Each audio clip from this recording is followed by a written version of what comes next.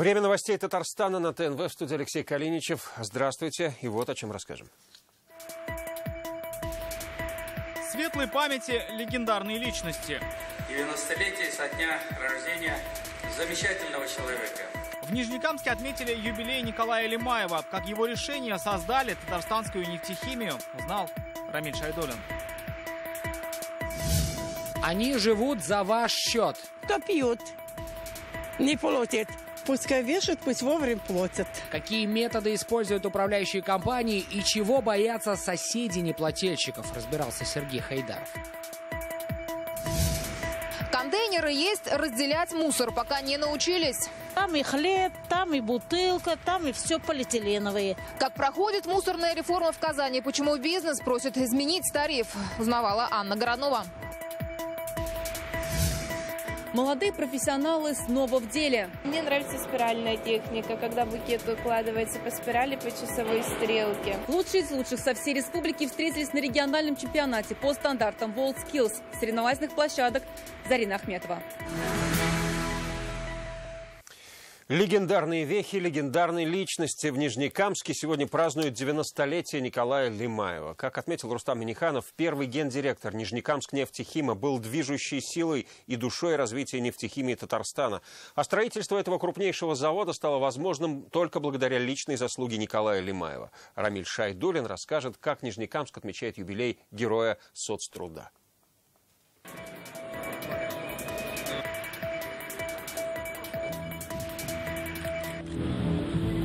Он по-прежнему смело смотрит в будущее, и это будущее уже наступило. Монумент Николая Лимаева в самом сердце Нижнекамска, города, который строился при нем, первом руководителе Нижнекамскнефтехима. С его именем связано строительство и успешное развитие крупнейшего в Европе нефтехимического комплекса и города-спутника Нижнекамска. Его дело вспоминают все, кто работал с ним рука об руку и строил будущее республики. Хорошо, что у нас хватило ума прислушаться к нему и взять пророческие мысли Николая Васильевича о перспективности нефтехимии как руководство к действию. Именно Николай Лимаев когда-то предложил не только добывать нефть, в чем республика уже была рекордсменом, но и перерабатывать ее, на выходе получая смолы, газы, пластики, каучуки. Да, нефти много было, а нефтехимии не было. И он сумел тогда оргсинтез в Казани и Нижнекамск здесь. И между ними всегда было соперничество. Но именно это решение заложило крепкую нефтехимическую основу республики. Позже Николая Лимаева прозовут отцом нефтехимии. Он жил в этом доме. Сегодня здесь появилась памятная доска. Очень большое спасибо за то, что вы помните, цените отца, что как-то дела его продолжают здесь осуществляться. Он всегда относился к нам как-то, хотя мы были молодые, он вровень одинаково. Мы его уважали. Каждое утро он обходил все цеха со всеми рабочими. Он здоровался, не чурался никого. За руку здоровался. Его мы всегда называли генералом. Таким его помнят и сегодня. Требовательным, но справедливым, принципиальным и необычайно прозорливым. Даже в том, что именно нефтехимия станет новым вектором развития республики. А республика – флагманом этого направления. Рамиль Шайдуллин, Шат Аюпов, Рамиль Закиев, ТНВ, Нижнекамск.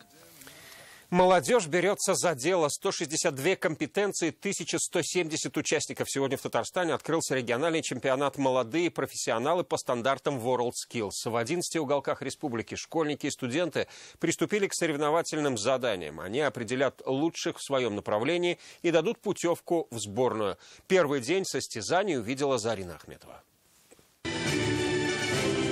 Торжественный старт практически как легендарное «Поехали», ведь после открытия на подготовку всего 15 минут. Одними из первых за дело берутся автомеханики. На один модуль – 2 часа. Вот данный модуль подразделяется на 3 этапа. То есть сначала он должен прокрутить двигатель, то есть подать ток, потом прокрутить двигатель и непосредственно уже завести его. Если здесь работают железом, то по соседству с цветами. Екатерина Радченко еще школьница, но уже знает толк в деле флориста. Это выглядит, что взял букет, сложил в кучку, и это красиво.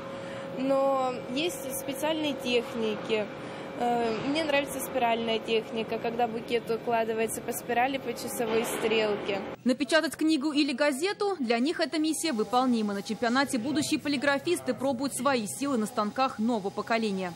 Именно в университете учат теории, а вот тут вот мы получаем хорошую практику и хорошие скиллы для того, чтобы работать потом дальше по профессии.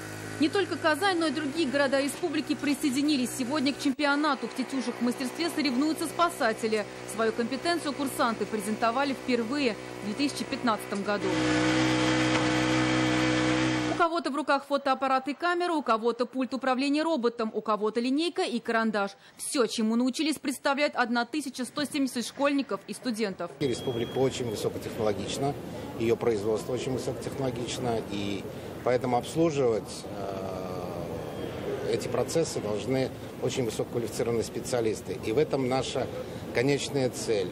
Ежегодно количество компетенций регионального чемпионата пополняется. В прошлом году их было 136, в этом уже 162. Упор организаторы делают на самые приоритетные для Татарстана направления – промышленность, строительство и IT-технологии.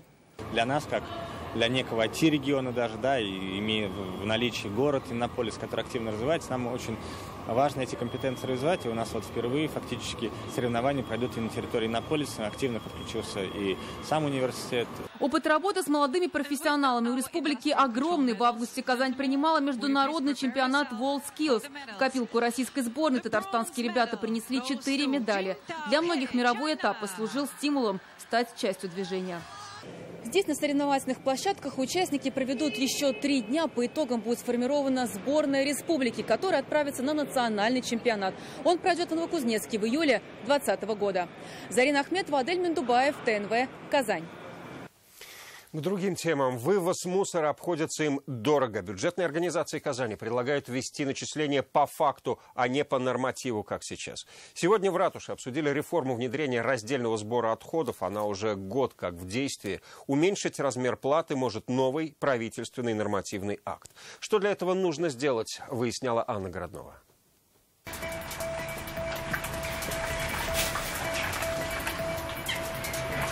Эти бутылки, это же тоже не надо.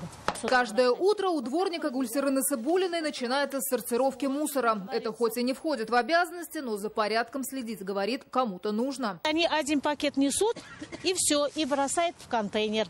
Там и хлеб, там и бутылка, там и все полиэтиленовые.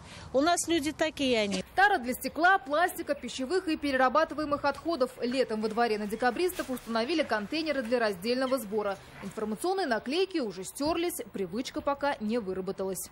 Сейчас в Казани современными площадками по раздельному сбору мусора оборудовано 80% жилого фонда. До конца года завезут еще 17 новых емкостей. Но даже там, где они есть, по словам управляющей компании, люди еще не научились сортировать. Готовы это делать лишь 20% жителей. Остальные кидают все в общую кучу. Когда время есть, я сортирую. Но сегодня, извините, очень тороплюсь на работу.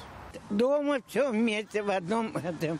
Он туда приходит, стекло мы сверху кладем, он скинет, остальное вываливает. Вы уже, наверное, все слышали призыв «Сдай батарейку, спаси ежика». Да. Сегодня в ратуше мини-лекция об экологии и первые итоги внедрения раздельного сбора мусора. Собрали уже 5000 тонн вторсырья, и это неплохой результат. Однако есть и проблемы. Плата за вывоз мусора с введением новой системы расчета для многих выросла. Бизнес и муниципальные организации предлагают делать начисления по факту вывоза мусора, а не по нормативу. Платить за воздух мы не хотим. Муниципальным учреждением по факту вывозили. Цифра была одна, но сейчас региональный оператор предлагает цифру другую. В раза 2 больше, даже в 3. Решением проблемы может стать принятие нормативного акта, где оплату по факту предусмотрели бы законодательно. Это поможет снизить тарифы для муниципалитетов, бизнеса и населения. Для того, чтобы перейти на оплату по факту, нужно 2 момента. Первое – это наличие регионального порядка о применении, о раздельном накоплении отходов. Второе – его фактическая реализация. К фактической реализации мы все вместе идем широкими шагами. Документа у нас нет, документ нам нужен. Так уже работают в Москве и Московской области. Казанские депутаты намерены проработать нормативы, чтобы опыт перенести и на республику. Анна Городнова, Ишат Мухаметов, ТНВ, Казань. Село известное, но позабытое. Жители села Утыс имени Черемшанского района не могут дождаться ремонта дороги, которая их связывает с федеральной трассой. Вместо 5 минут 5 километров они проезжают за полчаса. Скорая приезжает с опозданиями. От бездорожья страдают и дети-школьники. Филюза Хамидуллина встретилась с сельчанами. Как после бомбежки, вот видите уж. Мунир Шакиров, водитель со стажем, последние 5 лет возит детей из Утыз-Имани в соседнее село Ульяновку. Говорит, расстояние в 5 километров преодолевает около часа. В непогоду еще больше. Дети часто опаздывают на уроки. С одного ямы проскочишь, на второй уже машина залетает. Пораньше надо вставать. Вот это проблема. И по полчаса вот спускается автобус. От бездорожья страдают и пожилые. Село Утыз-Имани находится в 5 километрах от основной дороги Кузайкино-Нурлат. Автобусы в село не заезжают. Скорая тоже с трудом. Вот соседка была инсульт, а после только 4 часа пришла скорая. Асфальт здесь положили еще в 1996 году и с тех пор ни разу не ремонтировали. Как вы видите, яма на яме, от асфальта практически ничего не осталось. Вместе с покрытием устарела и автобусная остановка. Жители говорят, что ее построили еще когда был колхоз в середине 80-х. Дороги нет и в центре села, хотя деревня известная. Здесь родился просветитель Утыз-Имани. Стыдно в такой деревне такую дорогу иметь. Раза два съездишь за Ульяновкой и все. Машину надо ремонтировать. Старожилы уверяют, дорога пришла в негодное состояние лишь последние 5 лет, когда большегрузы нефтяников начали активно ездить через село. Дорога не была рассчитана на такую нагрузку. До этого еще нефтяникам дороги делали, тоже отсюда ездили. Исполком, Минтранс, неоднократно жители обращались в разные инстанции. Какой ответ приходил? Приходил так, что проблема с финансированием. Дорога от Ульяновки до Утыз-Имани республиканского значения, а значит, делать ее должны на средства республиканского бюджета, пояснили нам в исполкоме. Капремонт 1 километра стоит 25 миллионов рублей. Чтобы сделать всю, нужны огромные суммы. Мы обращались сначала к нефтяникам, потом написали Минтранс Республики Татарстана, но на сегодняшний день пока еще положительного ответа мы не получали. Возможно, включат дорогу в программу 2021 года, все же обнадежили чиновники. Жители надеются и на нефтяников. Благодаря их помощи в 2014 году уже капитально отремонтировали сельский клуб. Филюза Хамидуллина, Ирик Хабибуллин, ТНВ, Черемшанский район. Они живут за ваш счет. Такие объявления со списком неплательщиков за жилищно-коммунальные услуги появились на домах по улице Зорге в Казани. Сумма долга некоторых превышает 1,5 миллиона рублей. По самым простым подсчетам получается, что хозяин не платил как минимум лет 25. Почему жильцы теперь переживают, что придется платить за себя и за того парня? И на что еще идут коммунальщики, чтобы взыскать свое? Расскажет Сергей Хайдаров. Мы находимся в одном из дворов по улице Зорге. И здешние дома – это отличный пример того, как управляющие компании пытаются бороться с должниками по квартплате. Вот мы видим подъезд, а прямо над ним висит табличка. Там указаны суммы долгов и номера квартир. Это своего рода черные отметки на репутации людей, проживающих там. Эта табличка не единственная. Такие здесь сразу на нескольких домах. Суммы самые разные. Есть и те, кто задолжал больше 1,5 миллиона рублей. Мы попытались достучаться до должников. В итоге двери нам никто не открыл. Мы поговорили с соседями и узнали, что те даже поддерживают такие методы управляющей компании. Очень справедливо. Это очень полезная информация для всех. Кто пьет, не платит. Пускай вешают, пусть вовремя платят.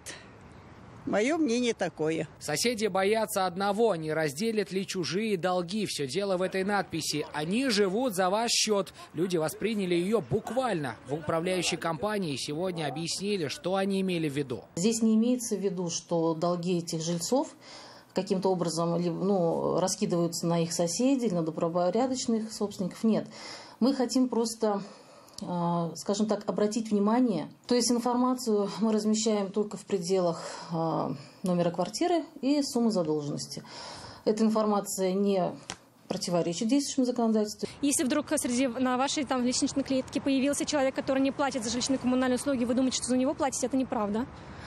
Но нужно помочь выстроить взаимоотношения с управляющей компанией и самим этим жителям. Причем такая практика есть по всей России. Как только не пугают управляющие компании. Вот, к примеру, Самара. Здесь к домам должников привозят многотонные бетонные пирамиды. Погасите долги. Не позорьтесь перед соседями. Также поступают и в Карелии. В Питере должников видно издалека, помог лазер. А за этим примером далеко ездить не надо. Это Нижнекамск. Здесь, чтобы получить деньги, перекрывают канализацию. Данный прибор отпускаем для проверки и установки заглушки на квартиру. Показатели платежей это, возможно, и улучшают, но не ко всем должникам применимы крайние меры. Заглушка на канализацию все-таки нужно устанавливать аккуратно, потому что бывают многодетные семьи, и зачастую иногда это нарушает некоторые правила и нормы проживания, потому что разная система в домах может быть, потому что есть хорошие трубы, есть плохие трубы. Татарстанцы должны за коммуналку 6 миллиардов 773 миллиона рублей, при том, что в республике собираемость по ЖКУ 98%. Это один из лучших показателей в стране. Сергей Хайдаров, Игорь Романов, ТНВ «Казань». Вы смотрите новости Татарстана, и вот о чем далее. О языках на языке науки. В 1956 году оригинальное издание было, абсолютно правда. О чем сегодня дискутировали в КФУ, выслушал Дмитрий Аренин. Поют, танцуют, словом, чувствуют себя на сцене, как дома. У нас в коллективе всячески поддерживается желание молодых ребят проявить как раз свою творческую натуру. С участниками суперфинала фестиваля «Бизнес-Заман» пообщалась Алия Хайрудинова. Партнерство, проверенное временем. Сегодня в Уфе парламенты Татарстана и Башкортостана подписали меморандум о дальнейшем сотрудничестве. Это экономика, социалка, укрепление единства народов, обмен опытом законотворческой деятельности, поддержка обращений и инициатив. Парламентарии положительно оценивают опыт работы в рамках соглашения, подписанного в 1997 году. Взаимодействие ведется как на уровне законодательных собраний, так и на уровне комитетов. Нам удавалось решить часть вопросов совместными обращениями или наоборот, значит, когда мы обращались, поддерживали парламентарии Башкортостана, а потом и другие субъекты, видя справедливость обращения, пути решения этих проблем, поддерживали нас. Мы внимательно следим за всеми новеллами, которые у них появляются в законодательстве, смотрим, контролируем ход их эффективности, результативности. И то, что показало хороший результат, мы, конечно, экстраполируем в свою практику. Также в Уфе Фарид Мухаммедшин встретился с первым президентом Башкортостана Муртазой Рахимовым. Говорили о реализации культурных и образовательных проектов. Позже председатель Госсовета возложил цветы к памятнику Габдулле Тукаю и посетил концерт, посвященный памяти Ильгама Шакирова. Делать стояние на Угре памятной датой в России недопустимо, поскольку это событие затрагивает национальные чувства. Об этом заявил руководитель Центра истории народов России и межэтнических отношений Института российской истории РАН Вадим Трипалов. Цитата. «Современные татары, татарская интеллектуальная элита воспринимают историю Золотой Орды, Большой Орды и других подобных государств как часть собственной истории. И, разумеется, принимают это достаточно близко к сердцу. А я считаю, что совершенно недопустимо акцентировать внимание на вопросах, которые затрагивают национальные чувства народов», отметил академик. Напомним, полемика по этому вопросу возобновилась 11 ноября, когда губернатор Калужской области Анатолий Артамонов, автор этой идеи, сообщил, что Владимир Путин проект поддержал. Но сегодня пресс-секретарь президента Дмитрий Песков опроверг эту информацию. Делать стояние на Угре красным днем календаря не надо. Почему? Аргументы исследования средневековой истории Поволжья и Урала Александра Бахтина читайте в интернет-газете «Реальное время». Сегодня в шоуруме КФУ дискутировали о судьбе русского языка. Поводом для встречи стало заседание Совета при президенте России, где указали, что его необходимо поддерживать и популяризировать. Главные тезисы дискуссии представит Дмитрий Аренин. Что там у нас еще? Первый дискуссионный вопрос: стало ли современное поколение хуже владеть русским языком? Считать ли заимствованные сленговые слова словами-паразитами? Или же это развитие языка? В настоящее время именно понятие нормы довольно расплывчатое. Даже вот словари той же самой Академии наук, они тоже не одинаковые. С 1956 года толковый словарь русского языка существует в виде переизданий.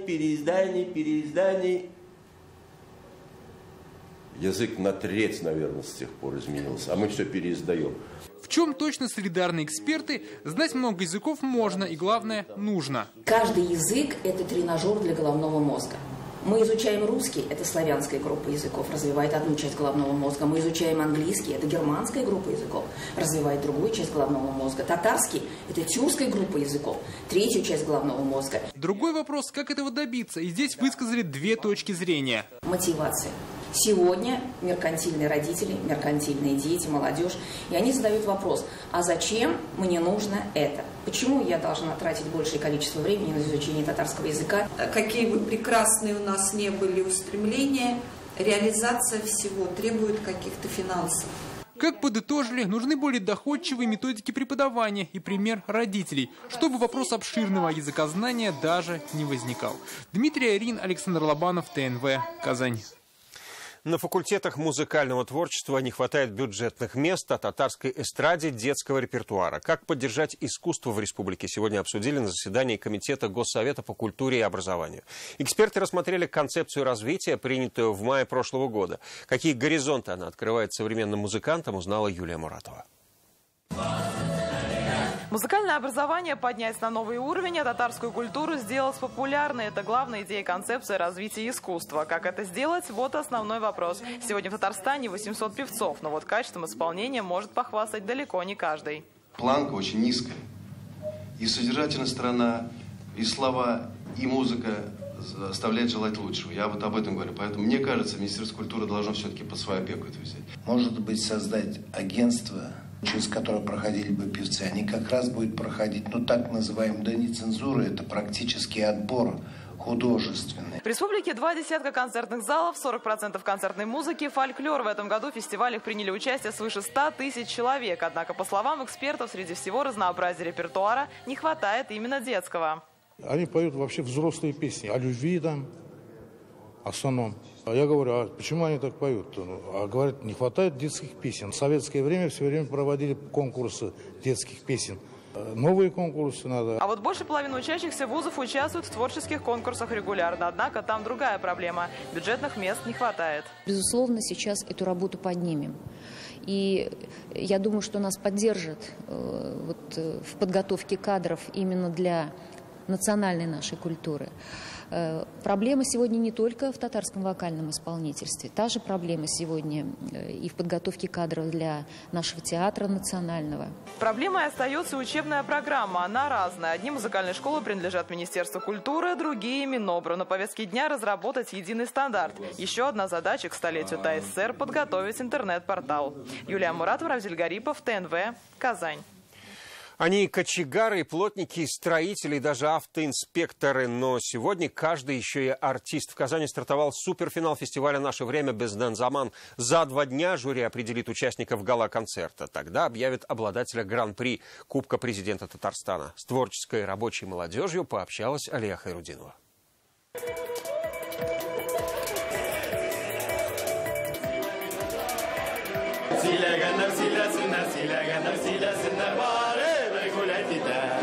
Любимая песня вместо распевки. Руслан Сабиров сегодня ненадолго оставил пост весового контроля. Его команда уже 2-кратные обладатели гран-при фестиваля «Наше время» Безден Заман. И в этом году пришли за победой. Без сцены никак.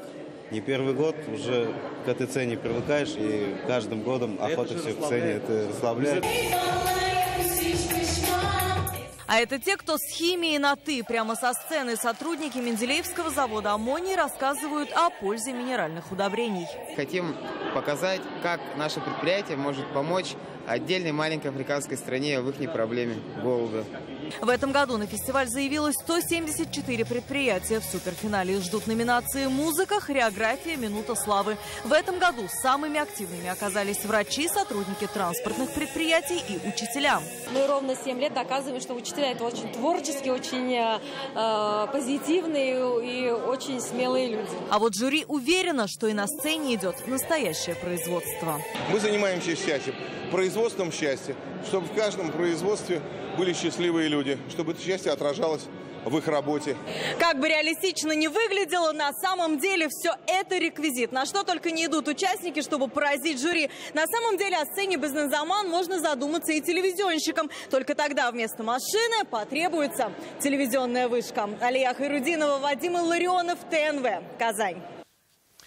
Больше новостей в наших социальных сетях ВКонтакте и Инстаграм. Сейчас о погоде и до встречи в 21:30. Всего вам доброго.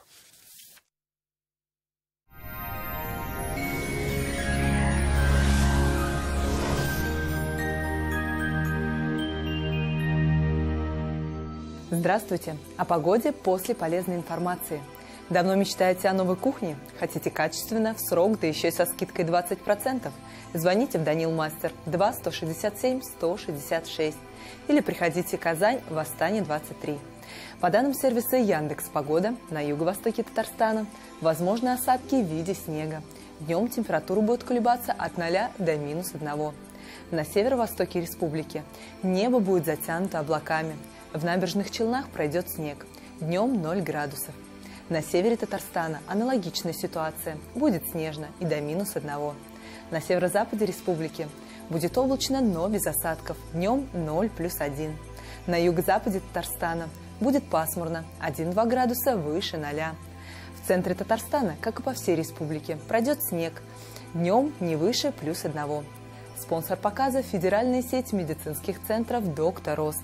Лечение самых сложных заболеваний позвоночника и суставов без боли и хирургического вмешательства.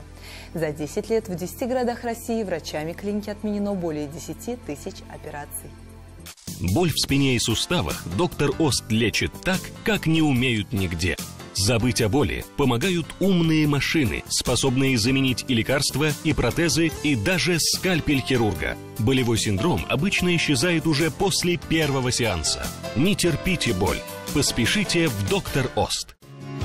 Почти готов новый дом в ЖК «Грин». А вы готовы к суперпредложению от ЮЭТ? Только 16 ноября на Дне открытых дверей. Записывайтесь. Телефон в Казани 233 0303. 16 ноября – День открытых дверей в ЖК «Грин» от ЮЭТ. Вас ждет суперпредложение на квартиры. Дом готовится к сдаче. Звоните по телефону в Казани 233 0303. В Казани в предстоящие сутки небо очистится от облаков. Осадки не ожидается. Днем до +2. Ветер слабый, атмосферное давление немного выше нормы. Влажность воздуха высокая. Магнитное поле Земли спокойное. Дистанционное дробление камней в почках. Бесплатно по полисам ОМС. Безболезненно в клинике ФАРМ-Т.